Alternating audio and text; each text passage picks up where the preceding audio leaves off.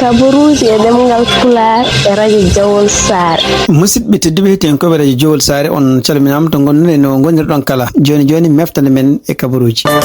Meftande men kabaruji jamma hande jaatanen koye dendi Amatoure e kabaruji dowlaji dentudi e kabaruji international.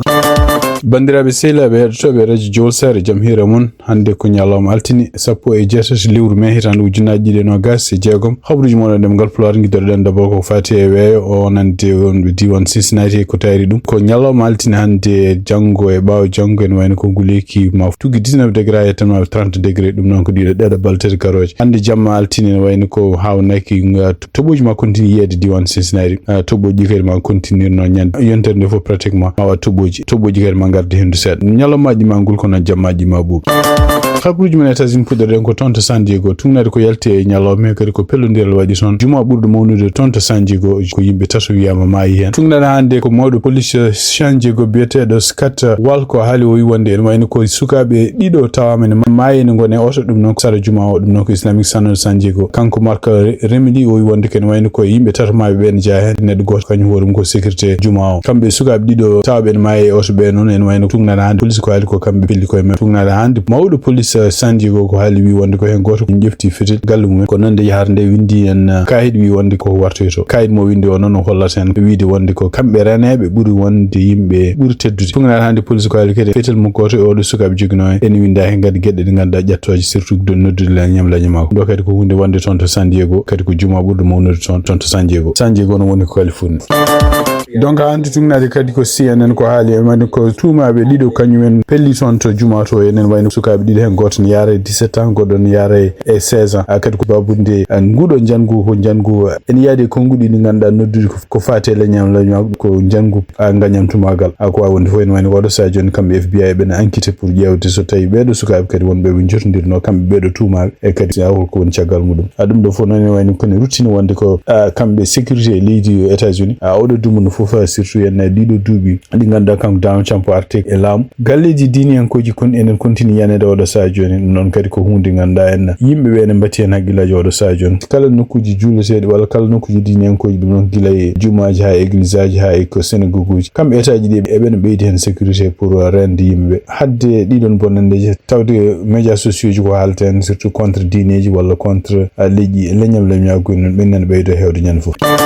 habruji men États-Unis hande toon to Minnesota procureur yoni toon e altini hande ɓe mbawi fawde bonandeji hono kanko biyete Christian Castro ko goto e police ji immigration mbiyaɗo ñande koyne e lewru janvier felli neɗɗo goto jeeya toon to Venezuela ɗum noon o tawi ɗumen koye gallu men hono felli o wiyete ko Julio César Sosa Celis ɗo tawi ɗum ko gallu men haade men uddide damalta kanko hoore makko felli ɗumen tugnade hande procureur gonɗo toon noon Mariarty en wayno ko gonga kanko Castro ko neɗɗo sibabu num jogui badge taw ko dadi ɓe laamu gouvernement fédéral ɗum firsani wonde ko kala ko waɗi no woppire noon ko wawi wonde fof en wayno oɗo ñalawma nde fawama bonandeji nayyi toon to tribunal gon toon to Minneapolis e ɗum noon maɓe kala honde ñawore nde jogori waɗi e oɗon saaha kamɓe procureur uji wonɓe toon to Minnesota maɓe ƴeewo noɓe nanguirimo kanko Christian Castro habruji men États-Unis hande toon to New York en wayno ko kamɓe syndicat ji service aji train toon to New York e New Jersey en wayno hande ɓe goni koye grève ɗum noon kadi ko hunde o joni naddi caɗele mawɗe wonande kamɓe woni toon e New York e New Jersey surtout so tawde ɗiɗo train ngaji jahata donc ko wawi wonde fof en wayno ko oɗo woni ñalawma tataɓo kamɓe ɓeɗo liggotoɓe oɗo ɗiɗo train ngaji ne darde e wiide mabɓe kadi ko ala kadi kaldigal gongal hakkude mabɓe kamɓe liggotoɓe train ngaji ɗi ɗum noon syndicat ji mabɓe e laamu fédéral walla laamu local toon to New York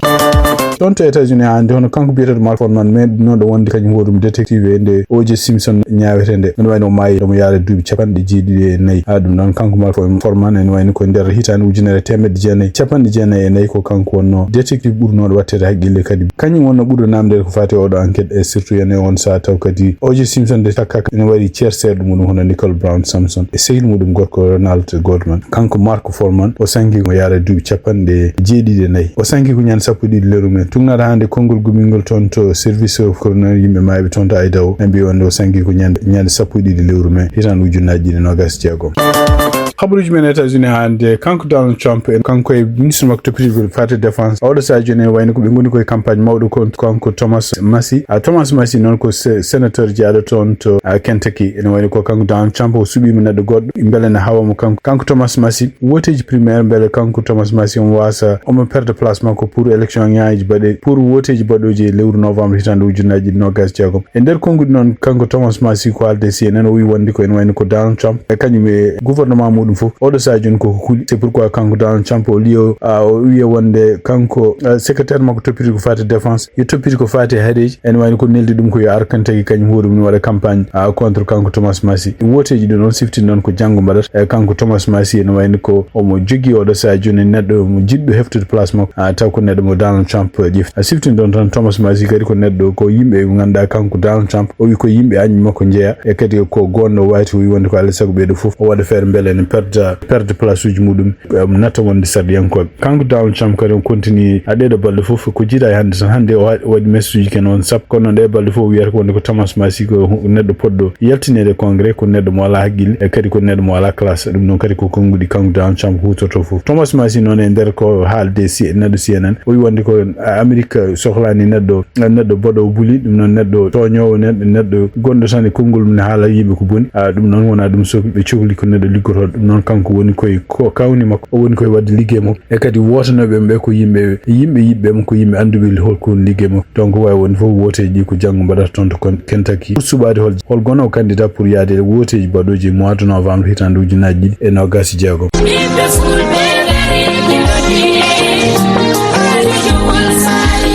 Radio Jowol Sare International dole lingu gondia kono dole Radio Jowol Sare ko hetu yankobi mum Amerique, Asie, Océanie, Europe, Afrique no kedo Radio Jowol Sare International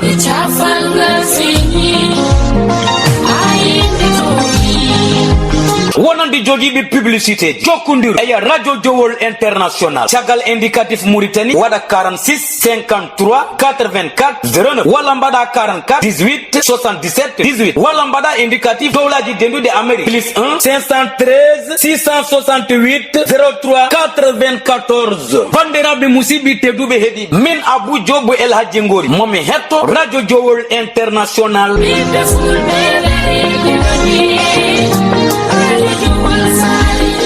Habruji men international pudde ko tonto ira dum no tungnade hande kadi ko kongol kanko Donald Trump ko windem e true social makko wi wandi ko wadini yamirore nyande talar jango no bombardement yo pudito tonto ira dum non e wayni ko tungnade ko haaleji e kikide kadi wi wandi ko dartini di non bombo di don o dartini de don yamirore jonjon o wi dum non e wiide makko wi wandi ko e wiide makko kadi hawne o wi e wiide makko kanko Donald Trump e wayni ko kaldigal bangal fayidi nen continue wonde o do sa jon hakkunde kambe américain je kambe iranien anda non gal don kaldigal holto wadata est ce ko tonto Pakistan walla ko tonto Washington ko way won fota Donald Trump wi wandi ko awdo sajo nen wayni ko hawnay o daminade wandi ko mabbe dañi deal dum non ko nanondira hakkunde mabbe kam Iran dum woni en wayno dartini yamirore makko pour wonde bombardement pudir tonto Iran siftin don tan ko Donald Trump halino wi wandi ko o tampi fadde Iran pour jabo ko wiidi men ko yombat ko kono wayni ko Iran kadi kanyum hoore mo hanki tumnade hande khabruji ko mili tonto Al Jazeera ko mabbe neldini jabol mabbe faati tonto Donald Trump anda ko non ko woni haaluji mabbe di wal kam Iran ko jaabi wala kanko Donald Trump ko namdi kono ko way won foti kanko Donald Trump e kiide kanko hoore makko wadi annoncé trou social makko o wonde ko kala yamirore nde wonno pour ita bombardement e pudir zone yod o dartini habruji men international hande tonto Yemen tungnade tribunal gondo tonto Sana dum non ko capital Yemen taw don tribunal kadi woni ko kambe fedde wietende hutti en kambe ngardi dum nyalom dimanche anki be mbayi kondande yimbe ken won 19 naddo pour yo mbare kanyum en fosi babunde be don yimbe 19 wande ko be takki dum en wonde ko liggoto e yimbe Arabie Saoudite nabe sir e habde kadi e yimbe be nganda en sipotu be Iran ko way wonde fo kambe be do 19 fof en wayni ko nyaawor me wadi ko dimanche anki de do nyaawor nan ari ko ciagalde kambe huti e kambe e gouvernement kadi gondo sonto Yemen taw ko gouvernement keftinaado tawni jabi wonde wostondirde ken wona ujunere temed jagom prisonnier adum non ko way wonde fo de do nyaawor wadi son ko nyadde dimanche anki tungnade hande kanko ministre kalfinaado ko fate justice lendi wi wonde ko yimbe nayi wodbe kadi en kanyum ko kibi kasuji ni choke duubi didi ha duubi sap dum no fokusi babunde takkede kanyum hoore mum en wonde ken liggondira e anbe mabbe taw ko tonto jukkondirbe Arabie Saoudite tonto Kenya tugnar kadi khabruji gumri tonto e news ni wani ko yimbe nayo mayi cagal nde kambe police be ngari fottude e seppuji bonde tonto Nairobi dum non didon seppuji kadi be ko jida yimbe nayo be tan kan wona capantato neddo kadi ngañi men dum do fof ko sibabunde be don seponnobe kanyumen ko ngoyto ko cadel coggu essence o do essence tonto Kenya ko woni fo kanko ministre toptir ko gede leydi Kenya on kanko Kipchumba Murkomen e der kongude haalo wi wonde kan wayno be nangi kan wona temedde tato e capande nayo jarto neddo be do fo yimbe nangabe ngona didon seppuji kadi didon seppuji ko seppuji ni jamira ko woni fo kanko ministre o haalani holno be do yimbe nayo wiyabe mayi ton e didon seppuji holno mayi kono tugnade sedeji gonno ton e seppuji mi wonde ko police nde ayri ton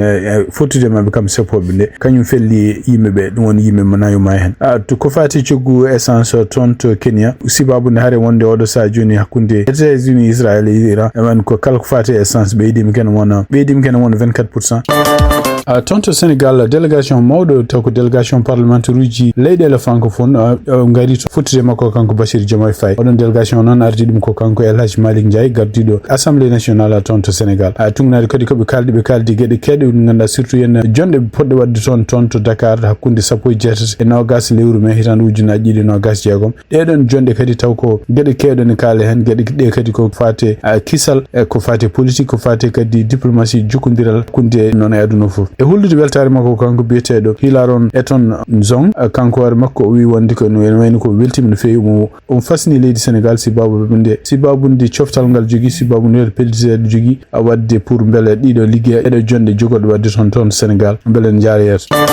hande ton Sénégal tungnade kadi khabruji gumri ton da pa news en wayno ko police ji nangi groupe goto ton to frontière gondo hakkunde Sénégal e Mali do no be nanga do non ko nokkudo waddani diabugu non woni koy saraji woni koy jimandi kidira